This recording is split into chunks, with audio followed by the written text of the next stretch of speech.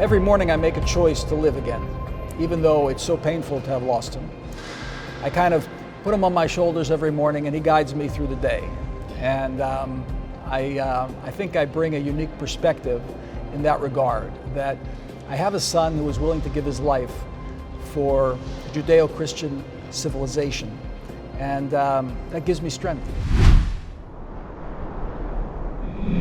For an American audience, Ambassador, why does Iran threaten not just Israel, but the United States as well? This is a problem for the entire free world, right? You have to listen to what the Iranians themselves have to say.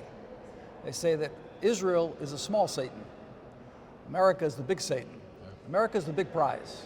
They're coming after Western civilization, and we have to learn to take people at their word. This is what they intend. This is a death cult that's running the country. Not the Iranian people. The Iranian people are good people. They're pro-American people. Yeah. But it's the government of these mullahs who really believe in an apocalyptic death cult. And they have to be stopped. Yeah, and the Iranian people, as you said, are their main victims. A nuclear Iran, Ambassador. You've spoken about Iran providing a nuclear umbrella for its proxies, that ring of fire, Hamas, Houthis, Hezbollah, etc. I think of a Middle East arms race that would be sparked, Turkey, others perhaps driving for the bomb. Talk more about a prospect of a nuclear Iran, and that is just for the world, again, not just Israel, existential to the world, to the free world writ large, with Israel, as you've called it, the canary in the coal mine. We have to bear in mind three things. Number one, if they achieve a nuclear bomb, they'll use it. Yeah. But even before they use it, as you said, it'll create a nuclear arms race in the Middle East. We'll have to have a Sunni bomb and a Shiite bomb, right? Wow. There are different axes of power within the Muslim world, and everyone's going to have to get a hold of a bomb. The third problem is that all of these terror proxies, the Houthis, the Hezbollah, the Hamas, the Hezbollah operating in Iraq, all the various militias, all these crazies will be operating under a nuclear umbrella, which makes it much more difficult to contend with them in a conventional way. Yeah, and Ambassador, look, we have the Iranian regime, of course, and we have its proxies like Hamas. The IDF ready to go back into Gaza. They've been in Gaza, going in a more forceful way. How close is Israel, God willing, to establishing its goals, crushing Hamas, getting the hostages back? Is there a better likelihood of that now with the new operation that's about to kick off? Well, there is. You know, we've been in a real existential dilemma. We have to get our hostages out on the one hand, we have to crush Hamas at the same time. We're going to do both. And the fact of the matter is that the more we are forceful militarily on the ground, the better the chances are for getting our hostages out. Only if Hamas feels that pressure and that the noose is tightening around their neck do we have a chance of getting the hostages out, or for the negotiations that Steve Witkoff is managing will actually be successful. So it's a pincer movement. We've got to move both militarily and politically and achieve our war goals, which is number one, the destruction of Hamas. They can't be allowed to remain standing. It's pure evil. Yeah. The second thing, we've got to get our hostages out. And the third thing is we have to create a Gaza which will never again fall to the terrorists such as Hamas. Yeah, Ambassador, I see Israel as the first line of defense for all of Western civilization. We've seen over the past year and a half since the October 7th massacre, anti-Semitism explode on American college campuses. How alarmed are you by that rise in anti-Semitism? How important is it for you in your new role to bring not only the Jewish community, but the Christian community together as well to combat this? Eric, it's a great question. And much of my day is preoccupied with that question. I think there's a main point that's lost. I mean, first of all, I got to give a lot of credit to the administration, to Leo Terrell, who's at the forefront of fighting anti-Semitism on campus. But there's a point that's lost that I've had a long discussion with Leo about.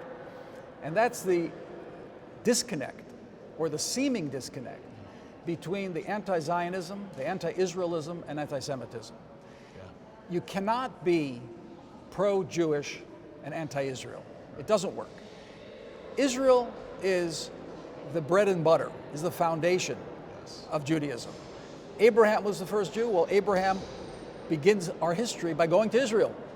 Everything begins in the land of Israel. The people of Israel, the land of Israel. You can't separate them. So in order to fight anti-Semitism, you've got to fight anti-Israelism. And if you just put the focus on local issues about Jew hatred, you're missing the main point. Jew hatred is a result right now of the attempt to categorize Israel as a apartheid state or a genocidal state, the accusations against our prime minister. You know, the prime minister came here twice. He had to fly over American army bases because the Europeans call him a war criminal. That is the main cause of the rise of anti-Semitism. If you brand the prime minister of the Jewish people a war criminal, well, then anti-Semitism is going to soar. Yeah, so the first thing we've got to do is deal with institutions like the International Criminal Court, like the International Criminal Court of Justice, which are comprised of people who are simply seething with hatred for the state of Israel. Ambassador, you were born in my home state of Pennsylvania. You're now Israel's top diplomat in America. Do you believe, maybe a unique perspective into the U.S.-Israel relationship from your upbringing in America before making Aliyah to Israel? Does that give you any particular insights that help you in this very important, needless to say, new post? Well, I guess being an Eagles fan while I was growing up is helpful. That's why we supported you as the new ambassador. Come on. But the real inspiration that I get is from my oldest son, who was killed when he led IDF troops into Gaza in fighting Hamas. He was my best friend, the oldest of my 8 children, commander who trained together with the Delta Force in our Air Force Special Ops. And he was a very unique human being. He left me 6 grandchildren. He was 39, a medical doctor, who after serving 15 years in Special Ops went to med school. And every morning I make a choice to live again, even though it's so painful to have lost him. I kind of put him on my shoulders every morning and he guides me through the day. And I think I bring a unique perspective in that regard, that I have a son who was willing to give his life for Judeo-Christian civilization. And that gives me strength. Ambassador, your deep faith resonates. We can't thank you enough for taking time with us. Hey, hopefully the first of many interviews we do as you're in the important new post as Israel's top diplomat in the United States. Ambassador, we appreciate it. I look forward, Eric. Thank you so much for your work. God bless you. We appreciate it. Thank you, Ambassador. Congressman Weber, great to be here with you in your office in D.C. A lot of people right now are saying, well, U.S. support of Israel isn't necessary. Maybe we should even cut fund to the Jewish state.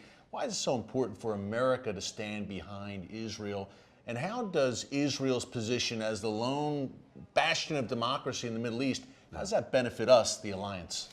You know, I'm a Christian. I'm a follower of Jesus Christ. And I know what God's word says, that in Zechariah says Israel is the apple of God's eye. The bastion of the Middle East that you refer to, they are the stabilizing force in the Middle East, right? They are America's best ally. They are our best friend and ally, and we are commanded to love our neighbors. Well, listen, the best neighbors we've got actually are a couple of continents away. Very true. They're absolutely over in the Middle East. So it's in America's best interest. You know this probably. Israel is known as a startup nation. Yeah. They've got our back. We've got their back. And if we ever renege on that promise that we made to help them, boy, we'll be in a Mecca of a Hess. Yeah. America would really be in a dire situation because God, there's nothing said that God will not lift his hand of blessings from the United States. We better have Israel's back. Congressman, great points all around. And Israel really is the first line of defense for the West, for Western civilization. Absolutely. Which brings me to Iran's nuclear program. You've spoken out forcefully on this, why the Ayatollahs cannot have the bomb. We've got negotiations going on right now between the administration and the Iranian regime. What does a good deal look like? President Trump talked the other day about the complete dismantlement of Iran's nuclear program. Bottom line, I guess, they can't have the bomb. No, and we've known that for a long time. Look, the IRGC, Iranian Revolutionary Guard Council, they are intent, and you know this through Hezbollah and all of their proxies, on killing every single Jew and wiping out the state of Israel. We know that's never going to happen because God promised Israel the land. Go back and read.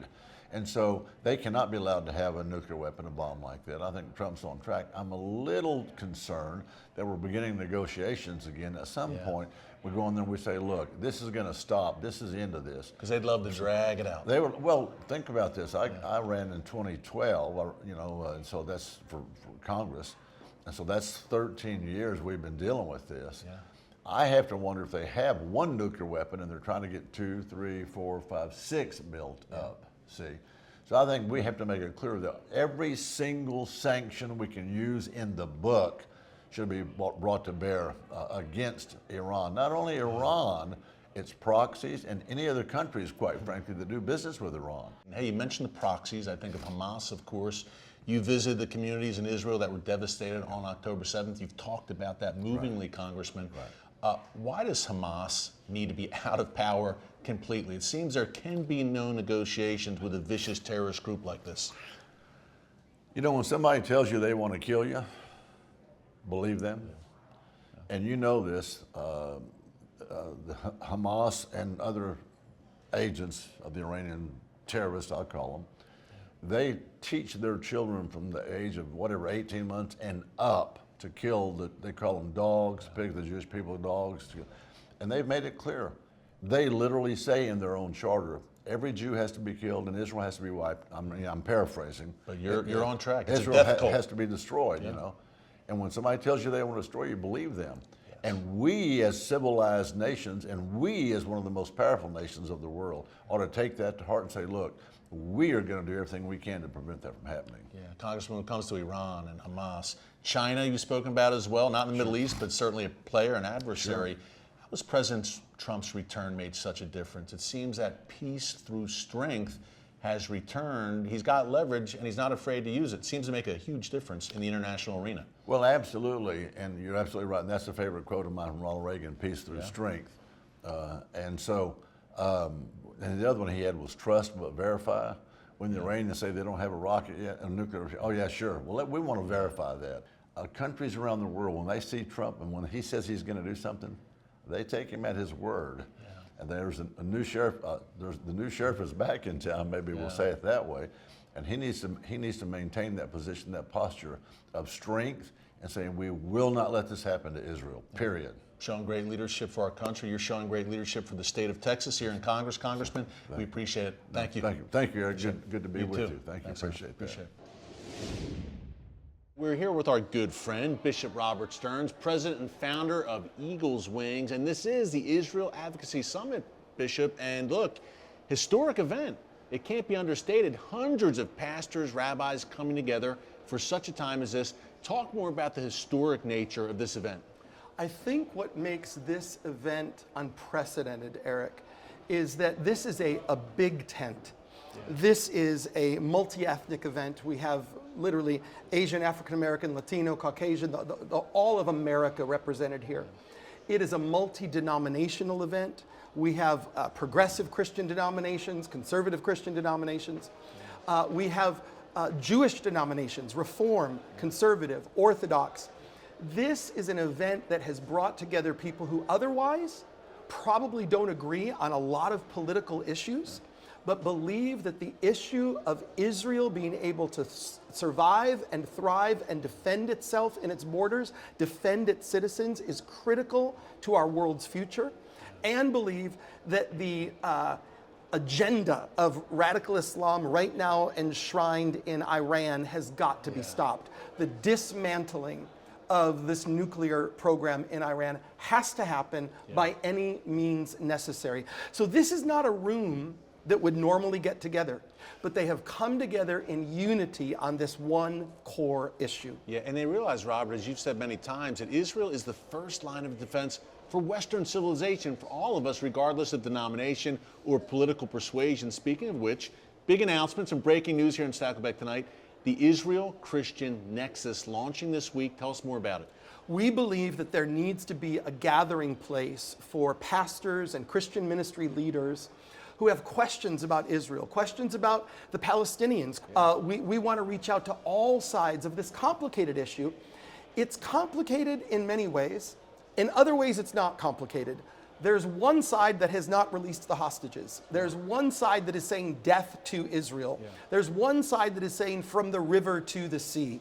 And we have to understand that until radical Islam accepts the existence of the Jewish and democratic state of Israel, we're going to have war. We're going to have conflict. The Jewish and democratic state of Israel is not going anywhere. This event is against extremism in any form. We're against Christian extremism, Jewish extremism, Islamic extremism, wokeism extremism. We are calling people to remember that every human being is created in the image of God and is worthy of dignity and respect. And that has to be the starting place for all of our discussions. You and I both have kids who are Generation Z, that younger Right. generation. How can we break through with young people? I think you hit it on a minute ago, actually. This is clearly a battle of good and evil at the end of the day. The reason I have hope for Gen Z, Gen Alpha, is that they really have a sense of the beauty of each individual. They're not hung up on labels and dogma. They want to know about people. And once you get people to Israel, once you get people to the Holy Land, and you see Jews, Christians, Muslim, Druze, Baha'i, Most all diverse the place on diversity earth. of it, Yeah. it's all right there. Israel is a representative of modern democratic process. Yeah. Once the younger generation understands that, they'll understand what we're fighting for. Yeah, amen. Are you optimistic? We're always optimistic as followers of Jesus, but some positive trends, it seems. A lot of it has to do with the leadership change here in Washington, D.C., I believe. But look, Iran weakened, Hamas in its death throes, Hezbollah weakened, Abraham Accords back on the table. It seems like good things are around the corner for the world's one and only Jewish state. I think there's a lot of reasons to be hopeful. My immediate concern, however, is that two immediate concerns. One, Iran has to be stopped. Yeah. And number two, the next generation has got to be educated. And those two things are what we're going to be focusing on this week. And you're working on both. Last question, big takeaways. Okay, the Israel-Christian Nexus, great Israel Advocacy Summit. It seems like there's a movement here, Bishop Stearns, and you're at the forefront of it. A great time, I think, for the pro-Israel community to strike while the iron's hot.